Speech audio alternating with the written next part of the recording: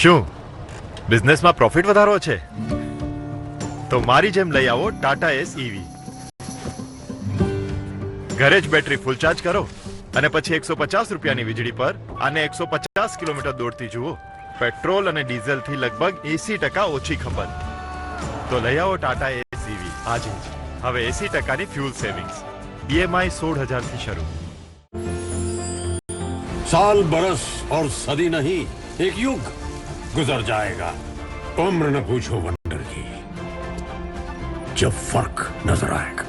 Wonder cement, फर्क नजर आएगा. अक्कड़ बक्कड़ बम्बे बो, जो આવી ગઈ શાઇનની સો. અક્કડ બક્કડ બોમ્બે બો, જુઓ આવી ગઈ શાઇનની સો. આવી ગઈ છે શાઇનની સો, એ જ શાઇનના ભરોસાની છે. વિડિયો લાઈક કરવાના પૈસા મળશે. સો ઈઝી. વસાણો. અજાણે લિંક્સ પર ક્લિક ના કરો. આરબીઆઈ કહે છે, જાણકાર બનો, સતર્ક રહો. અક્કડ બક્કડ બમ્બે બો, જો આવી ગઈ શાઇનની સો. અક્કડ બક્કડ બોમ્બે બો, જુઓ આવી ગઈ શાઇનની સો. આવી ગઈ છે શાઇનની સો, એ જ શાઇનના ભરોસાની સાથે.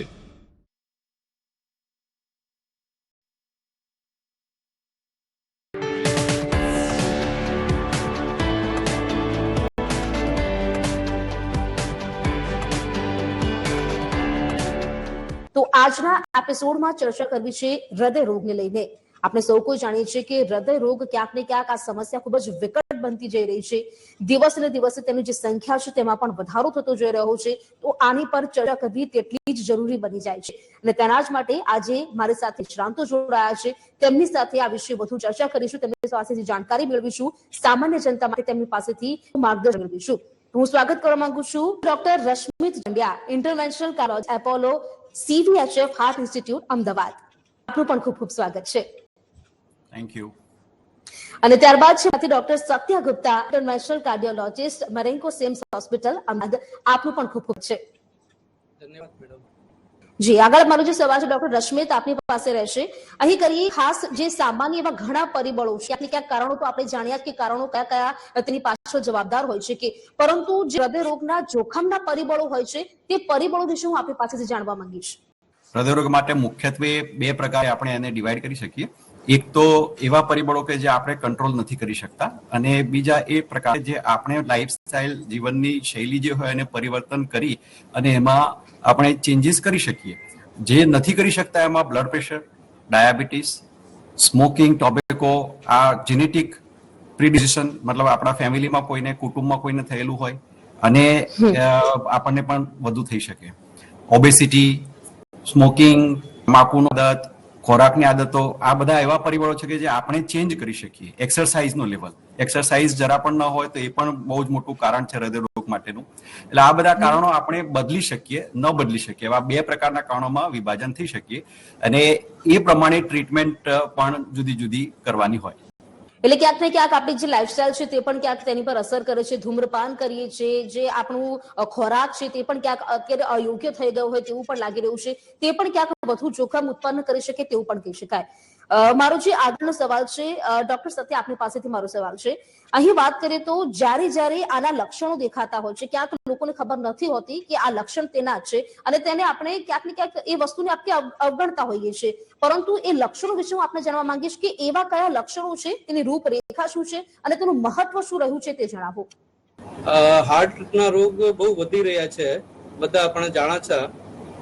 यंग जो लोगों में या लाइक अमुक कम उम्र लोगों में हार्ट तकलीफ वधी रही है ने जो मोस्ट कॉमन सिम्टम्स है जैसे चलते समय सीने में दर्द आना, श्वास में तकलीफ ना, कभी चलते समय चक्कर आना या अनइजीनेस महसूस होना या धड़कन का ज्यादा तेज महसूस होना, ये मोस्टली यंग लोगों में सिम्टम्स से ज्यादा जानने को मिलते हैं.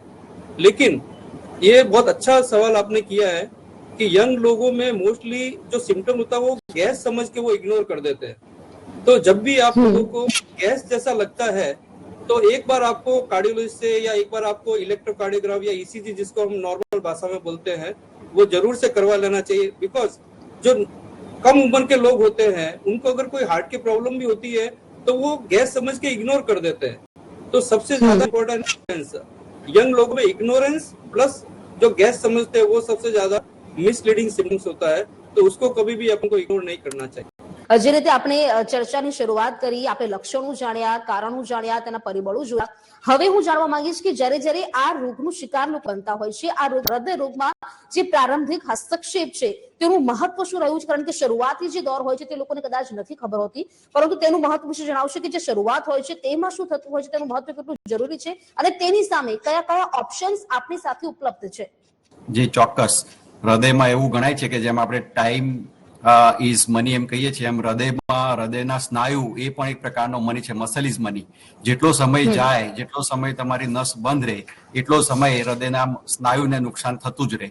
એટલે જેવું થોડુંક પણ શંકા ઉદ્ભવે કે આ કદાચ હૃદયને હોઈ શકે તો સૌ પ્રથમ આસપાસમાં જે પણ નજીકનું સેન્ટર હોય ત્યાં જઈને કાર્ડિયોગ્રામ જે ઈસીજી ગણાય એ કઢાવવો એ સૌથી પહેલું. અને ઘણીવાર એવું બની શકે કે પહેલું ઈસીજી સારો આવે પણ તે છતાં પણ હાર્ટ એટેક હોઈ શકે, તો એવું 50% કેસમાં બને છે. એટલે પહેલું ઈસીજી ઘણીવાર સારો હોય તો લોકો ખુશ થઈને ઘરે જતા રહે, પણ બીજો ઈસીજી અડધો કલાક પછી લેવો જોઈએ. હવે હાઈ સેન્સિટિવિટી ટેસ્ટ પણ આવે છે, ટ્રોપોનિન નામના ટેસ્ટ આવે છે, સોલ્યુબલ એસટી હવે આવવા માંડ્યો છે. આ બધા ટેસ્ટ બ્લડના છે કે જે ટેસ્ટની અંદર બ્લડમાંથી ટેસ્ટ કરીને પણ જાણી શકાય. ઇકોકાર્ડિયોગ્રાફી નામનો ટેસ્ટ છે જેમાંથી પણ ઘણી સેન્સિટિવ રીતે આપણને માહિતી મળી શકે કે હૃદય રોગ છે કે નહીં. અને આ બધામાં ક્રક્સ જે ગણાય મેટરનો કે એમાં પેશન્ટે એટલીસ્ટ 1 થી 2 કલાક જો જરા પણ શંકા હોય તો હોસ્પિટલમાં હાજર રહેવું, ડોક્ટરોની દેખરેખ હેઠળ રહેવું, જેથી કરીને સિમ્ટમ્સ અત્યારે ન હોય પણ પાછળથી ડેવલપ થાય તો એમાં તાત્કાલિક કંઈ ને કંઈ કરી શકાય. જે કરી શકાય એમાં મુખ્યત્વે 2 હોય છે. જો હાર્ટ એટેક હોય, હૃદયરોગનો હુમલો હોય તો તેમાં જો પેરીફેરીમાં હોય જ્યાં એન્જિયોપ્લાસ્ટી થઈ શકે એવું ન હોય એવા સેન્ટરમાં એનું થ્રોમ્બોલિસિસ માટેના ઇન્જેક્શન્સ આવે જે ડોક્ટર તરત આપી દેતા હોય. અને નહીં તો જ્યાં એન્જિયોગ્રાફી અવેલેબલ હોય ત્યાં નસની એન્જિયોગ્રાફી કરીને જે નસ બ્લોક હોય એની પ્લાસ્ટી કરીને સેટ બેસાડવો. આ આની 2 સ્ટાન્ડર્ડ છે, પણ મુખ્યત્વે શરૂઆતના 1 કલાકમાં એટલે ગોલ્ડન અવર જે ગણાય એમાં આ બેમાંથી કોઈ પણ એક ટ્રીટમેન્ટ થઈ જાય તો દર્દીનું હૃદય સારું રહે એવું સંભાવનાઓ ઘણી જ વધી જતી હોય છે. ડોક્ટર સત્યા, હું આપની પાસે આવવા માંગીશ. સીપીઆર આ શબ્દ તો હવે કદાચ એવું પણ હશે કે લોકોના મોઢે દરેક લોકો આ જાણતા હશે કે સીપીઆર શું છે. હવે એ સીપીઆર વિશે જ આપના પાસેથી વધુ માહિતી હું મેળવવા માંગુ છું કે સીપીઆર નું મહત્વ શું છે અને તેના મૂળભૂત પગલાઓ જે છે તેના વિશે મને જણાવશો. સીપીઆર એટલે એમરજન્સી પ્રોસિજર. એમરજન્સી में कराया सीपीआर है. ક્યારે તમે કોઈ અભાણ વ્યક્તિ या बेहोश व्यक्ति को आप देखते हो तो आपको पता लगाना है कि उसको मैं सीपीआर देके क्या मैं उसको रिवाइव कर सकता हूँ या क्या मैं उसके अंदर. तो सबसे पहले हम पेशेंट जैसे किसी को देखा अनकॉन्शियस है उसको सीधा लेटा के उसका नाक के ऊपर फील करना, उसका श्वास चल रहा है नहीं चल रहा है, उसका हार्ट चल रहा है नहीं चल रहा है. अगर ऐसा लगे कि पेशेंट या व्यक्ति अनकॉन्शियस है तो नजदीक के लोगों को हेल्प के लिए बुलाओ. और सीपीआर के अंदर हम पेशेंट को सीधा लेटा के और अपने रिस्ट से यहाँ पे चेस्ट को कंप्रेशन करते हैं और 1 मिनट ये कंप्रेशन 100 से 120 बार होना चाहिए ताकि कम से कम 2 से 2.5 इंच तक का चेस्ट कंप्रेशन हो. सीपीआर होने से क्या होगा, पेशेंट का चेस्ट में कंप्रेशन से हार्ट के ऊपर प्रेशर पड़ेगा और वो उसी ब्लड सप्लाई होगी. तो बॉडी में जहाँ पे जो ब्लड सप्लाई नहीं पहुंच पा रही है वो ब्लड सप्लाई पहुंचनी चालू हो जाएगी. प्लस हार्ट अरेस्ट हुआ है, हार्ट रुक गया है तो वो भी सीपीआर के दौरान वो उसकी एक्टिविटी चालू होने की संभावना रहती. तो जब भी कभी आप लाइक अनकॉन्शियस व्यक्ति को देखो सड़क पे अचानक अनकॉन्शियस हो जाए तो सीपीआर की ट्रेनिंग के हिसाब से सभी लोगों को आनी चाहिए. एटलीस्ट सीपीआर हम करना चाहिए ताकि क्या हम जब बड़े हो हम कहीं पे भी कुछ ऐसी सिचुएशन देखे तो हम प्रॉपरली सीपीआर दे सके. तो सीपीआर के 2 महत्वपूर्ण है कि चेस्ट कंप्रेशन, ये 2 से 2.5 इंच तक का कंप्रेशन होना चाहिए और 1 मिनट में 100 से 120 बार कंप्रेशन होना चाहिए. और सीपीआर के साथ साथ ध्यान रखें कि आपको नजदीक में आप लोगों को हेल्प के लिए बुलाएं ताकि पेशेंट को आप सीपीआर करते समय करते आप पेशेंट को हॉस्पिटल तक पहुंचा सके ताकि पेशेंट के जो ऑर्गन है बॉडी के अपने जो ऑर्गन वो डैमेज होने से बच जाए. तो सीपीआर का मूल महत्व यही है कि व्यक्ति के हार्ट को भी बचाना है प्लस दूसरे ऑर्गन को ब्लड सप्लाई बराबर मिलती रहे जब तक कि व्यक्ति हॉस्पिटल या डॉक्टर के पास में नहीं पहुंच पाता है. મારો જે આગળનો સવાલ છે તે છે ડોક્ટર રશ્મિત આપની પાસેથી હું જાણવા માંગીશ કે હૃદય રોગ માટે જે દવાઓની ક્રિયા થતી હોય છે, દવાઓની ક્રિયા અને તેના સાથે જે દર્દીઓને ફાયદા થતા હોય છે સામે તે ફાયદાઓ વિશે જણાવશો. હૃદય રોગ માટે સૌથી અગત્યનું ગણી શકાય તે એસ્પિરિન, જે વર્ષોથી જૂનું ને જાણીતું આપણને ખ્યાલ છે. એટલી હદે અગત્યનું છે કે હૃદય રોગ લાગે તો સૌથી પહેલા જે ડિઝોલ્વ સોલ્યુબલ એસ્પિરિન હોય કે જે પાણીમાં ઓગાળીને આપી શકાય તે અમે દર્દીઓને સાથે રાખવાની સલાહ આપીએ છીએ કે જે તાત્કાલિક ઓગાળી અને પી જવાનું. તે સિવાય સ્ટેટિન નામની દવાઓ કે જે લાઈફ લોંગ એટલે જીવન પર્યંત લેવાની હોય એ આપણા કોલેસ્ટ્રોલને ઓછું કરે અને દર્દીના જુદા જુદા પ્રકાર પ્રમાણે જુદા જુદા લેવલ મેન્ટેન કરે. એટલે આ સ્ટેટિન નામની દવાઓ જુદા જુદા પ્રકારની ઘણી બધી આવે છે, પણ તમારા ડોક્ટર તમારા લેવલ પ્રમાણે એને એડજસ્ટ કરી આપે. અને આમાં ખાસ કેવું હોય છે કે એક હૃદય રોગ થયો એટલે 6-12 મહિના સુધી તો દર્દી ઘણીવાર દવા લઈ લે, પણ પછી 2-3-4 વર્ષ થાય એટલે ધીરજ ખૂટવા લાગે. ઘણીવાર કોસ્ટનો પણ સવાલ હોય, પણ હવે તો એમાં પણ જીનેરિક દવાઓ પણ અવેલેબલ છે કે જેથી કરીને સ્ટેટિન એ એટલી અગત્યની દવા છે કે જે પ્રાઇમરી પ્રિવેન્શન પણ કરી શકે છે, મતલબ હૃદય રોગને આવતો પણ અટકાવી શકે છે. જેને હૃદય રોગ થયેલો હોય એને તો જીવનભર લેવી જ જોઈએ. તે ઉપરાંત બ્લડ પ્રેશરની કોઈ દવા ચાલુ હોય, ડાયાબિટીસની દવાઓ ચાલુ હોય તો આ બધી દવાઓ પણ બધું સંકળ્યું છે. બ્લડ પ્રેશર કહો, ડાયાબિટીસ કહો, કોલેસ્ટ્રોલ કહો, આ બધી જ વસ્તુ એકબીજા સાથે ઘણી જ અંશે સંકળાયેલી છે. જેથી કરીને આમાં બધામાં કાબુ રાખવો એ લાંબા ગાળે દર્દીને ચોક્કસપણે મદદ કરે. ડોક્ટર સત્યા, મારો જે આગળનો સવાલ છે તે આપનાથી રહેવાનો છે. એન્જિયોપ્લાસ્ટી, કદાચ આ જે શબ્દ છે તેનાથી સૌ કોઈ અવગત નહીં હોય, અને જો અવગત હશે તો પણ તેમને માહિતી તો આની ખાસ જે ઊંડાણપૂર્વક માહિતી છે તે નહીં હોય. તેના વિશે જણાવશો કે તેના ફાયદા શું છે અને તેની સાથે તેના જોખમો શું છે? मैडम, एंजियोप्लास्टी એટલે एक्यूट हार्ट अटैक या हार्ट अटैक जब होता है उसमें जो नली बंद होती है उसको खोलने के प्रोसीजर को हम एंजियोप्लास्टी कहते हैं. मैं जस्ट हार्ट के मॉडल से आपको समझाऊंगा कि ये हार्ट की नलियां होती है जो हमारे हार्ट के ऊपर होती है. अगर उसकी एक नली में ब्लॉक आ जाता है या 100% बंद हो जाती है तो उसकी वजह से हार्ट अटैक आता है और वो पोर्शन डैमेज हो जाता है. तो यहाँ पे इस नली के अंदर वायर डाल के, बलून डाल के, स्टैंड से उस नली को चालू करने के प्रोसीजर को हम एंजियोप्लास्टी बोलते हैं. तो यदि कोई पेशेंट को हार्ट अटैक आया हुआ है, अगर ईसीजी में लग रहा है ऐसा हार्ट अटैक है, तो उस व्यक्ति को तुरंत ही नजदीक के हॉस्पिटल में जहाँ पे एंजियोग्राफी, एंजियोप्लास्टी की सुविधा उपलब्ध है वहां पर जाके अगर वो एंजियोप्लास्टी कर लेते हैं तो उसका हार्ट और डैमेज होने से बच जाता है. तो ये बहुत ही एक लाइफ सेविंग प्रोसीजर हम बोलते हैं. जब हमारे पास व्यक्ति आता है तो उसको पेन हो रहा होता है और जैसे ही हम एंजियोप्लास्टी करके नली को खोल देते हैं तो उसका दर्द तुरंत ही चला जाता है, प्लस हार्ट और आगे डैमेज होने से बच जाता है. तो उसके फायदा ही है एंजियोप्लास्टी करवाने का. बट यस, साइड इफेक्ट तो नहीं बोलूंगा, बट यस, जो व्यक्ति को इसको एंजियोप्लास्टी करते हैं उसको अटैक आया हुआ होता है तो उसमें हार्ट अटैक का भी जो रिस्क होता है, सडन कार्डियक अरेस्ट का, वेंट्रिकुलर फिब्रिलेशन या हार्ट अचानक तेज धड़कने लग जाए या वायर या बलून की वजह से कोई पंक्चर हो जाए या कोई भी दवाई की वजह से कोई और कॉम्प्लिकेशन हो, तो ये सब रिस्क रहती है. एंजियोप्लास्टी करते समय 2 से 5% रिस्क होती है, बट उसके फायदे ज्यादा है और नुकसान कम है. तो अगर कोई व्यक्ति को हार्ट अटैक आया हुआ हो तो उसको जरूर से जरूर, अगर एंजियोप्लास्टी टाइम पे हो जाती है तो उसका आगे हार्ट कमजोर होने से या हार्ट डैमेज होने से वो बच सकता है और उसके काफी फायदे हैं. બિલકુલ. ડોક્ટર રશ્મિત, આપની પાસે આવવા માંગીશ. જે રીતે ચર્ચામાં પણ આપણે કહ્યું હતું, જે શરૂઆત થઈ ત્યારે પણ વાત થઈ હતી કે ક્યાંક ને ક્યાંક જે આહાર છે, અયોગ્ય આહાર છે, તેના કારણે પણ ક્યાંક તે પણ એક મુખ્ય ભૂમિકા ભજવી રહ્યું છે. આ રીતે જે સંખ્યાઓ વધી રહી છે હૃદય રોગને લગતી, તેને આપણે ચર્ચા કરી હતી. હવે આપની પાસેથી મારે એ જ જાણવું છે કે હૃદયના સ્વાસ્થ્ય માટે તમે કેવા પ્રકારના આહારનું ફેરફારની ભલામણ કરો છો? આપની રીતે તે શું કહી શકાય? જી, 2 ભાગમાં વહેંચીશું. એક તો જે ખોરાક ટાળવા જોઈએ, જેમાં જે ચરબીવાળા ખોરાકો ગણાય કે જે કોલેસ્ટ્રોલનું લેવલ વધારે, જેમ કે ઘી, માખણ, ચીઝ, ભેંસના દૂધની બનાવટો. ઘણીવાર દર્દીઓ ઘી, તેલ તો ઓછું કરી દે, પણ દૂધમાં ભેંસનું દૂધ કે બફેલો મિલ્ક કે ગોલ્ડ દૂધ ચાલતું હોય તો એ પુષ્કળ હાઈ ફેટ વાળું હોય કે જેના કારણે પણ લાંબા ગાળે અંદર કોલેસ્ટ્રોલ જમા થાય. એટલે એ પણ અટકાવવું જોઈએ.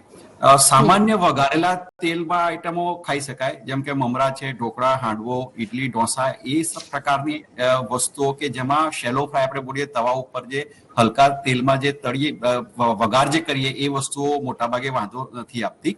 પણ ડીપ ફ્રાય કે જેમાં શીરો, ભજીયા, ગોટા, ફાફડા, ફરસાણ, લાડવા, આ બધી વસ્તુઓથી બને ત્યાં સુધી દૂર રહેવાનો પ્રયત્ન કરવો જોઈએ. તેની સામે જે સારા ખોરાક જે ગણાય કે જેમાં વેજીટેબલ્સ, શાકભાજી, સલાડ્સ કે કાકડી, ગાજર, મૂળા, ટામેટા, જે કોઈ પણ કાચા ખાઈ શકાય, અને ફ્રૂટ્સ તમામ પ્રકારના ફ્રૂટ્સ હૃદય રોગમાં ચોક્કસપણે મદદ કરે, કેમ કે તેમાં જુદા જુદા પ્રકારના ફ્લેવેનોઇડ્સ હોય કે જે એન્ટીઓક્સિડન્ટ તરીકે કામ કરીને હૃદયને લાંબા ગાળાના નુકસાનમાંથી અટકાવી શકે. અને તે સિવાય નટ્સ એટલે બદામ, અખરોટ, પિસ્તા, કાજુની એટલી બધી સલાહ નથી હોતી, પણ બદામ, અખરોટ, પિસ્તા ડેફિનેટલી ફાયદો કરે છે. એના તેલ એટલા બધા ખરાબ નથી હોતા, પણ એક કાચા અથવા તો પલાળેલા ખાઈ શકાય, પણ રોસ્ટેડ કે તળેલા નહીં ખાવા જોઈએ. એટલે ટૂંકમાં મોટા ભાગનું જે આપણે ખોરાક લેતા હોય તમામ લઈ શકીએ છીએ, પણ મોડરેશનમાં અને ડીપ ફ્રાય ઘી તેલ વાળી વસ્તુઓ જેટલું બને એટલો અવોઇડ કરવાનો પ્રયત્ન કરવો જોઈએ. બિલકુલ. ડોક્ટર સત્યા, આ તો આપે પણ સાંભળ્યું, આહાર વિશે વાતચીત કરી છે કે આહાર કેવો લેવો જોઈએ. હવે આપની પાસેથી હું જાણવા માંગીશ કસરત વિશે. સ્વાસ્થ્ય માટે કસરત કેટલું મહત્વ છે હૃદયના સ્વાસ્થ્ય માટે, તેના વિશે જણાવશો. અને સારવાર જો થઈ ગઈ છે ત્યારબાદ કઈ યોગ્ય પ્રવૃત્તિઓ છે જે કરવી જોઈએ? હાર્ટ એટેક ના મરીજોને કસરત કરવી જોઈએ, પણ हार्ट अटैक જેને नहीं, जो नॉर्मल व्यक्ति है उनको भी कसरत करनी चाहिए ताकि उनको भविष्य में हार्ट अटैक नहीं आए या हार्ट की प्रॉब्लम नहीं हो.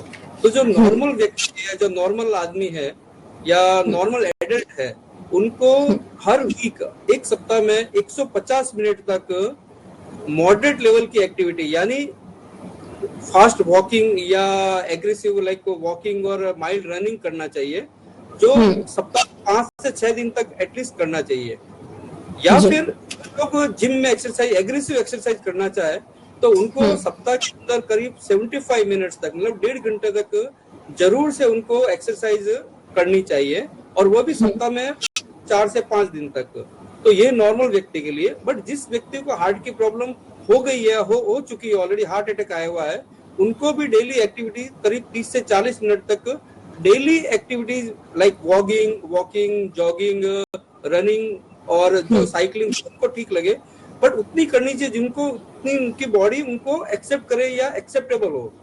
बहुत ज्यादा थक जाए वैसी भी एक्सरसाइज अपन को नहीं करनी है. तो नॉर्मल लेवल की फिजियोलॉजिकल लेवल पे जितना उनका बॉडी अलाउ करे उतनी एक्सरसाइज उनको जरूर से करनी चाहिए.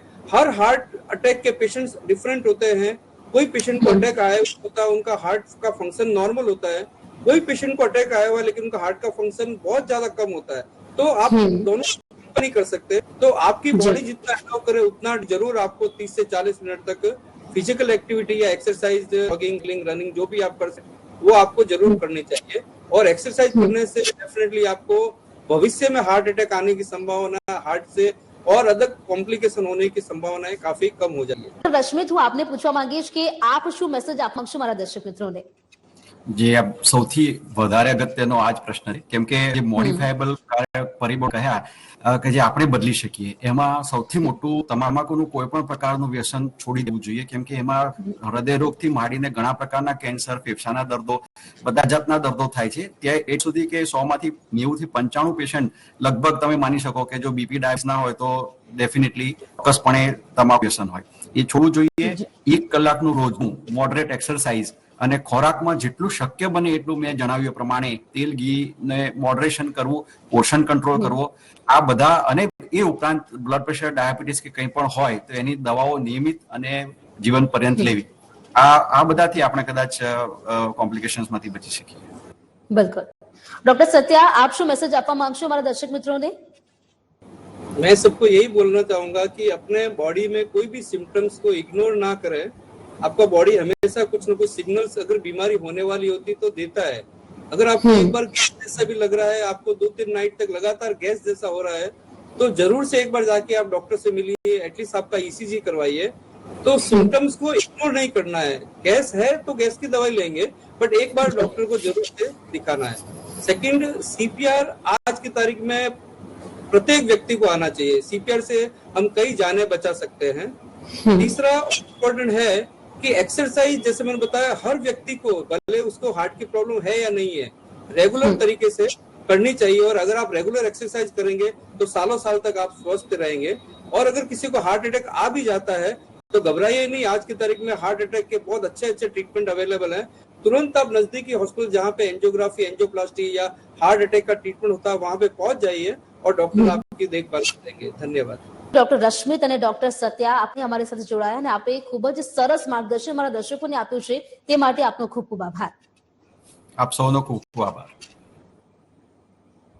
દર્શક મિત્રો, અમારી વિશેષ ચર્ચા હોલ્ટ હાર્ટ એટેકમાં અત્યારે ફક્ત આટલું જ. ફરી મળીશું આપને એક નવા મુદ્દા સાથે. ત્યાં સુધી આપ મને આપશો રજા.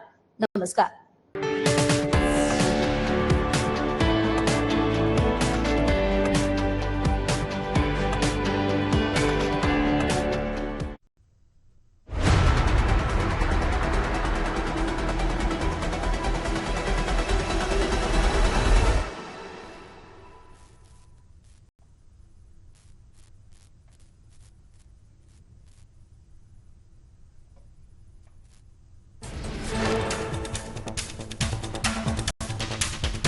ગુજરાત યુનિવર્સિટીના હોસ્ટેલ કેમ્પસમાં વિદ્યાર્થીઓ વચ્ચે ઘર્ષણનો બનાવ. નમાઝ અદા કરવા બાબતે વિદેશી વિદ્યાર્થી અને સ્થાનિક વિદ્યાર્થી વચ્ચે થઈ હતી મારામારી. બનાવનો વિડીયો સોશિયલ મીડિયા પર થયો વાયરલ. હોસ્ટેલના એ બ્લોક પાસે ધસી આવેલ ટોળાએ વાહનોમાં કરી હતી તોડફોડ. મારામારીમાં ઘાયલ વિદ્યાર્થીને સારવાર માટે એસવીપી હોસ્પિટલ ખસેડાયા. બનાવ બાદ ડીસીપી તરુણ દુગ્ગલ હોસ્ટેલ કેમ્પસમાં પહોંચ્યા હતા. બનાસકાંઠામાં અકસ્માતનો બનાવ સીસીટીવીમાં કેદ. દિયોદરના જેતડા 3 રસ્તા પાસે ડમ્પર ચાલકે બાઇકને મારી હતી ટક્કર. બાઇક ચાલકનું સારવાર દરમિયાન મોત નીપજ્યું. દિયોદર પોલીસે સીસીટીવી ફૂટેજના આધારે તપાસ હાથ ધરી. અમદાવાદમાં અકસ્માતનો બનાવ સીસીટીવીમાં કેદ થયો. મેમનગરમાં અકસ્માતની હારમાળા સર્જાઈ, જેમાં સામ્રાજ્ય ટાવરના ગેટ પાસે થયો હતો અકસ્માત. કાર ચાલકના પ્રથમ અકસ્માતનો બનાવ સીસીટીવીમાં કેદ થયો. અકસ્માત બાદ કાર ચાલક થયો હતો ફરાર.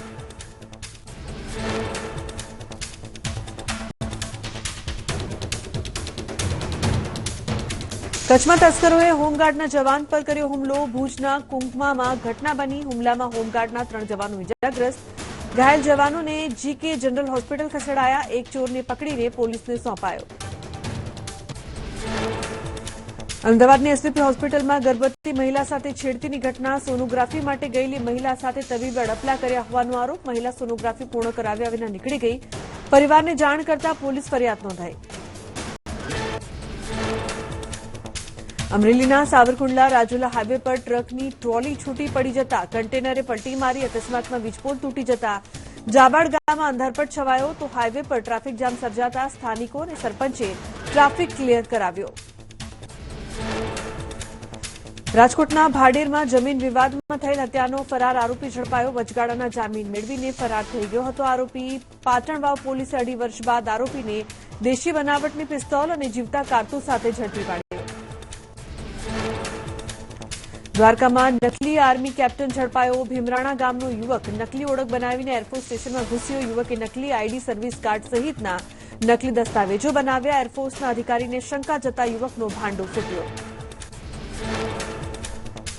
પંચમહાલમાં ગોધરા તાલુકા પોલીસે 55 ગૌવંશનો જીવ બચાવ્યો. રાજસ્થાનથી કતલના ઇરાદે કન્ટેનરમાં લઈ જવાઈ રહ્યા હતા ગૌવંશ.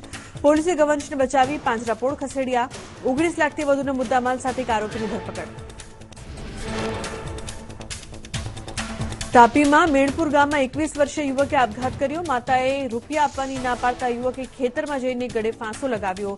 નિઝર પોલીસે સમગ્ર મામલે ગુનો નોંધીને વધુ કાર્યવાહી હાથ ધરી. વડોદરામાં પાદરાના કરખડી ગામમાં માનવતાને શર્મસાર કરતો બનાવ સામે આવ્યો. મહિલાને નિવસ્ત્ર કરી તાલિબાની સજા અપાઈ. મહિલાને હાથ બાંધી પાણીમાં નાખી દેવાઈ. પૂર્વ પતિએ મહિલાની હત્યા કરી હોવાનો ખુલાસો. વડુ પોલીસે આગળની કાર્યવાહી હાથ ધરી. બનાસકાંઠામાં કાંકરેજમાં અજાણ્યો મૃતદેહ મળી આવ્યો. ઉબરીથી બુકાલી રોડ પર રેલવે નાળા નજીક મળી આવ્યો મૃતદેહ. શિહોરી પોલીસે મૃતદેહને પીએમ અર્થે મોકલીને આગળની તપાસ હાથ ધરી. અરવલ્લીમાં મોડાસા શામળાજી હાઈવે પર અકસ્માત સર્જાયો. મોટી ઇસરોલ નજીક વાહન ચાલકે રાહદારીને અડફેટે લીધો. અકસ્માત બાદ વાહન ચાલક ફરાર થયો. ટીટોઈ પોલીસે અકસ્માત અંગે વધુ તપાસ હાથ ધરી.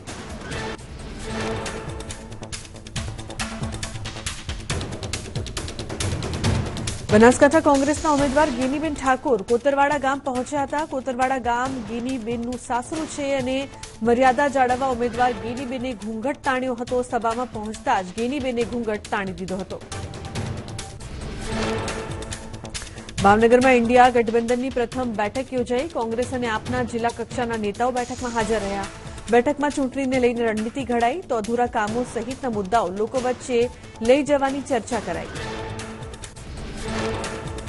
ખેડામાં ઇલેક્શન કમિશનર ઓફ ઇન્ડિયાના નામે વાયરલ થયો ફેક પત્ર. જિલ્લા કલેક્ટરને સંબોધિત કરી લખાયો પત્ર. જિલ્લા કલેક્ટરને ટપાલ દ્વારા મોકલાયો હતો પત્ર. જિલ્લા કલેક્ટરે સોશિયલ સાઇટ એક્સ પર ફેક પત્રને લઈને આપી માહિતી. લોકસભા ચૂંટણીને લઈને ભાજપના 22 ઉમેદવારોની થઈ ચૂકી છે જાહેરાત, જ્યારે 4 નામની જાહેરાત હજુ બાકી. કોંગ્રેસના 17 ઉમેદવારોની જાહેરાત પણ હજુ બાકી છે, તો 5 બેઠકની પેટા ચૂંટણીને લઈને ઉમેદવારોની જાહેરાત પણ હજુ બાકી. ગુજરાતમાં લોકસભાની સાથે 5 વિધાનસભાની પેટા ચૂંટણી પણ યોજાશે. વિજાપુર, ખંભાત, માણાવદર, વાઘોડિયા અને પોરબંદર બેઠક પર પેટા ચૂંટણીનું 7મી મેના રોજ મતદાન થશે. 4 જૂને જ આવશે પેટા ચૂંટણીનું પરિણામ. ચૂંટણીની જાહેરાત બાદ અમદાવાદ કલેક્ટરે તૈયાર કર્યો એક્શન પ્લાન. અમદાવાદમાં 60 લાખ મતદારો કરશે મતદાન. CVIGIL એપ્લિકેશન મારફતે કરી શકાશે ચૂંટણીની ફરિયાદ. 100 મિનિટમાં લવાશે ફરિયાદનું નિરાકરણ. આચારસંહિતા લાગુ થતા અમદાવાદમાં રાજકીય પક્ષના બેનર પોસ્ટર હટાવવાની કામગીરી ગઈકાલથી જ શરૂ થઈ. એએમસીના એસ્ટેટ વિભાગે બેનર પોસ્ટરો દૂર કરવાની કામગીરી શરૂ કરી. તો હવે વાત કરીએ અન્ય સમાચારની. ગુજરાત યુનિવર્સિટીમાં હોબાળા અંગે આરોપીની ઓળખ થઈ છે. અમદાવાદ પોલીસ કમિશનરનું બનાવ અંગે નિવેદન સામે આવ્યું. 25 જેટલા લોકોએ હુમલો કર્યો હતો. આ બનાવમાં એક આરોપીની ઓળખ થઈ ગઈ છે. મહત્વનું છે કે નમાઝ સમયે 25 લોકોનું ટોળું પહોંચ્યું હતું. તોડફોડ મારામારીમાં 2 લોકો ઘાયલ થયા છે. ગુજરાત યુનિવર્સિટી હોબાળા અંગે ગૃહ રાજ્યમંત્રી તાત્કાલિક એક્શનમાં. ઉચ્ચ પોલીસ અધિકારીઓ સાથે બેઠક કરીને તપાસના આદેશ પણ આપવામાં આવ્યા છે. બેઠક બાદ ઉચ્ચ પોલીસ અધિકારીઓ ગુજરાત યુનિવર્સિટી કેમ્પસ પહોંચ્યા હતા અને પૂછપરછ આદરી હતી. અમદાવાદ ગુજરાત યુનિવર્સિટી હોસ્ટેલમાં મોડી રાત્રે વિદેશી વિદ્યાર્થીઓ અને સ્થાનિક વિદ્યાર્થીઓ સાથે મારામારી થઈ હતી, જેનો વિડીયો પણ વાયરલ થયો હતો. હોસ્ટેલના એ બ્લોક પાસે થયેલા ઘર્ષણમાં ધસી આવેલા ટોળાએ વાહનોમાં તોડફોડ પણ કરી હતી. ગઈકાલે રાત્રે 10:30 વાગ્યાની આશરે અમુક 20-25 માણસો આવી અને અહીંયા જે અત્યારે રમજાન ચાલે છે એના જે એ લોકો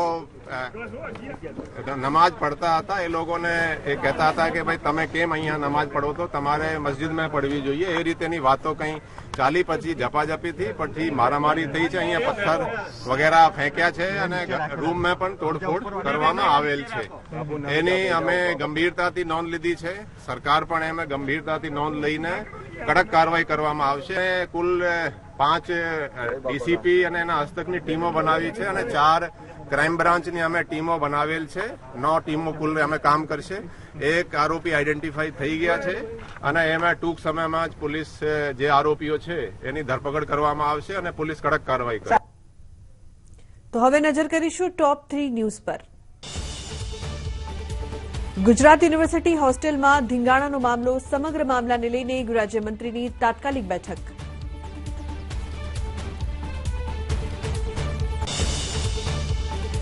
અમદાવાદની એસવીપી હોસ્પિટલમાં ગર્ભવતી મહિલા સાથે છેડતી સોનોગ્રાફી કરનાર તબીબે અડપલા કર્યાનો આરોપ.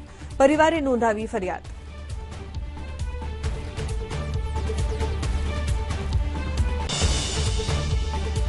અમદાવાદમાં વધુ એક અકસ્માતનો બનાવ. મેમનગરમાં કાર ચાલકે સર્જ્યો અકસ્માત. ઘટના આખી સીસીટીવીમાં થઈ કેદ.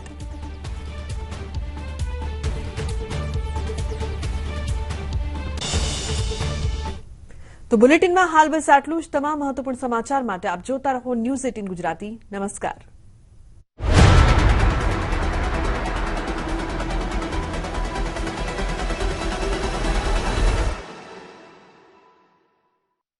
હક્કડ બક્કડ બોમ્બે બો, જો આવી ગઈ શાઇનની 100. બક્કડ બક્કડ બોમ્બે બો, જુઓ આવી ગઈ શાઇનની 100. આવી ગઈ છે શાઇનની 100, એ જ શાઇનના ભરોસાની સાથે. साल बरस और सदी नहीं, एक युग गुजर जाएगा. उम्र न पूछो वंडर की, जब फर्क नजर आएगा. वंडर सीमेंट, फर्क नजर आएगा.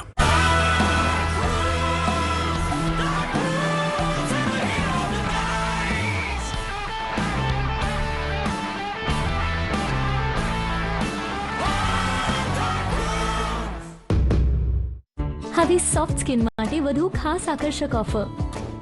હવે 5 વિવેલ સાબુ માત્ર 100 રૂપિયામાં.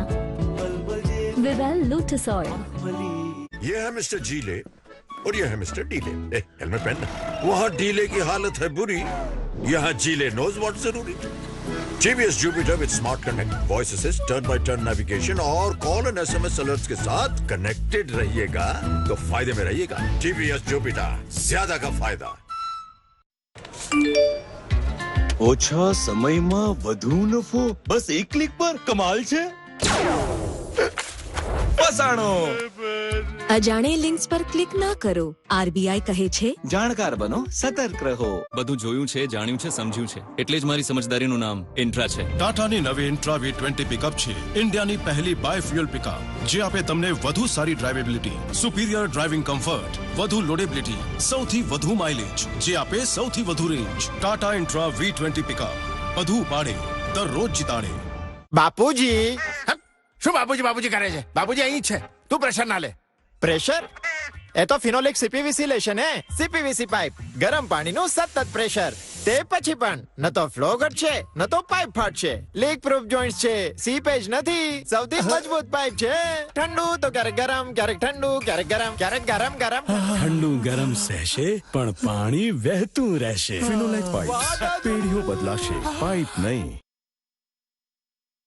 અક્કડ બક્કડ બોમ્બે બો, જો આવી ગઈ શાઇનની 100. બક્કડ બક્કડ બોમ્બે બો, જુઓ આવી ગઈ શાઇનની 100. આવી ગઈ છે શાઇનની 100, એ જ શાઇનના ભરોસાની સાથે.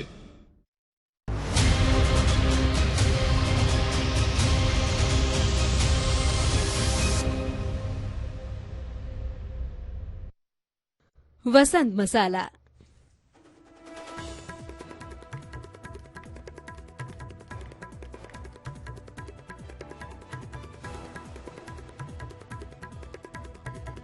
ગુજરાત યુનિવર્સિટી હોસ્ટેલમાં થયેલા હોબાળા અંગે આરોપીઓની થઈ ઓળખ. 25 લોકોએ કર્યો હુમલો. બનાવ માટે કરાઈ 9 ટીમની રચના. દાહોદમાં નોકરીમાંથી કર્મચારીને કાઢતા લીધો બદલો. નકલી ફૂડ અધિકારી બની પાડી રેડ. ભાંડો ફૂટતા કરાઈ 4ની ધરપકડ.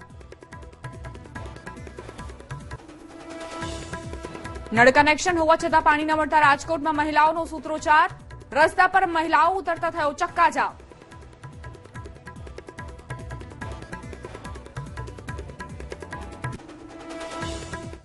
નમસ્કાર, સ્વાગત છે આપનું. આપ જોઈ રહ્યા છો ન્યૂઝ 18 ગુજરાતી. હું છું આપની સાથે દીપા શર્મા. પહેલા વાત કરીશું શિક્ષણ ધામમાં ધીંગાણાની.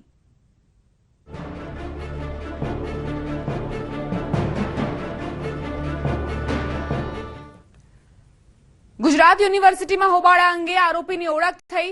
અમદાવાદ પોલીસ કમિશનરનું બનાવ અંગે નિવેદન. 25 જેટલા લોકોએ હુમલો કર્યો હતો. બનાવમાં એક આરોપીની ઓળખ થઈ ગઈ છે. નમાઝ સમયે 25 લોકોનું ટોળું પહોંચ્યું હતું. તોડફોડ કરી મારામારીમાં 2 લોકો ઘાયલ થયા. બનાવ માટે 9 ટીમની રચના કરાઈ છે.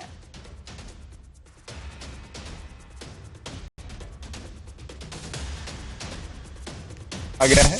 FIR हमने तुरंत दाखिल कर ली है 20 से 25 लोगों के विरुद्ध में, और पुलिस ने अपनी हमारी कुल 9 टीमें हमने बना दी हैं। 4 क्राइम ब्रांच की हैं और 5 DCP लोकल हैं, उनके अंडर की हैं। और इसकी पूरा जो भी लोग इसमें इन्वॉल्व हैं उनके खिलाफ पुलिस कड़क कार्रवाई करेगी, उनको तुरंत गिरफ्तार किया जाएगा। इसकी overall monitoring joint commissioner crime branch करेंगे। एक आदमी का अभी तक मैं बता सकता हूं कि आइडेंटिफाई हो चुका है और बाकी लोगों की भी शिनाख्त कर ली जाएगी।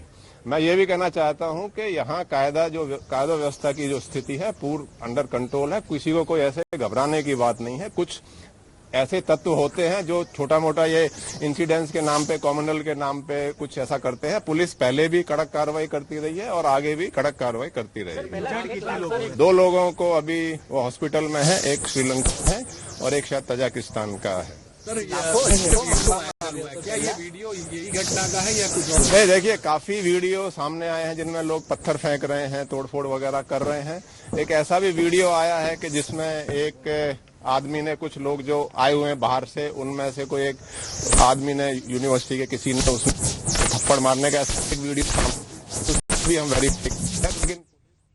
અમદાવાદ પોલીસ કમિશનરને આપ સાંભળી રહ્યા હતા. તેમનું કહેવું છે કે આ જે તત્વો છે તે આ રીતના બનાવ કરવા માટે આતુર હોય છે, પરંતુ તેમની સામે કાર્યવાહી કરવામાં આવશે. બનાવ માટે 9 ટીમની રચના કરવામાં આવી છે તેવું કહેવું છે સીપી GS મલિકનું. ક્રાઇમ બ્રાન્ચની 4 લોકલ ટીમ 5 બનાવવામાં આવી છે, તે તપાસ કરશે.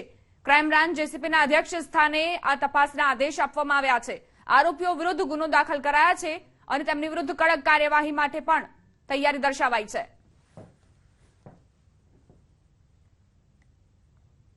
ગઈકાલે રાત્રે 10:30 વાગ્યાની આશરે અમુક 20-25 માણસો આવી અને અહીંયા જે અત્યારે રમજાન ચાલે છે એના જે એ લોકો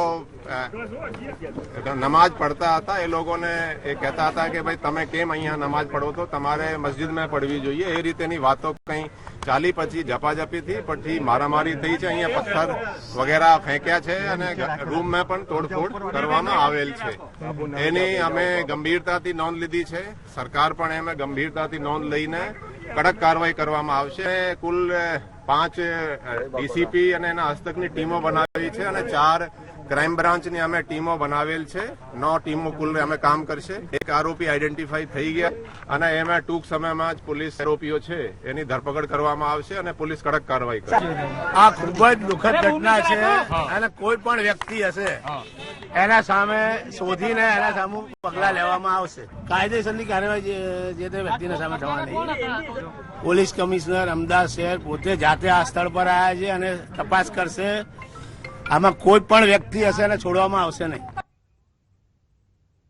દરિયાપુરના ધારાસભ્ય કૌશિક જૈનને આપ સાંભળી રહ્યા હતા. તેમનું કહેવું છે કે કોઈ પણ વ્યક્તિને છોડવામાં નહીં આવે અને સાથે GS મલિકે કહ્યું કે અલગ અલગ ટીમો બનાવવામાં આવી છે અને એ ટીમો પાસ કરશે આગળની કાર્યવાહી આરામ છે. 25 જેટલા લોકોએ હુમલો કર્યો હતો, જેમાંથી એક જે આરોપી છે તેને પોલીસે પકડી લીધો છે અને અન્યના પણ નામો ખુલશે તેવી રીતે કાર્યવાહી કરવામાં આવશે.